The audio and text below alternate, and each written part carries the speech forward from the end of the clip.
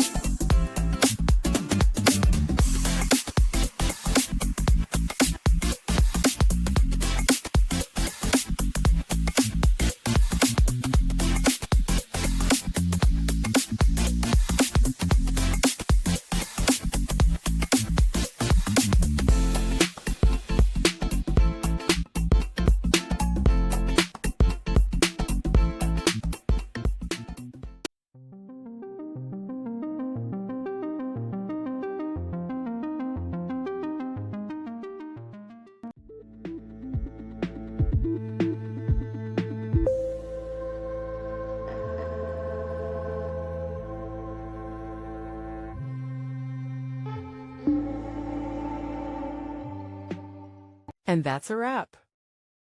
I hope you found the answer you were looking for. If you did, take a second to hit that subscribe button. It really helps out. And let me know in the comments which solution worked best for you. See you next time in the debug zone.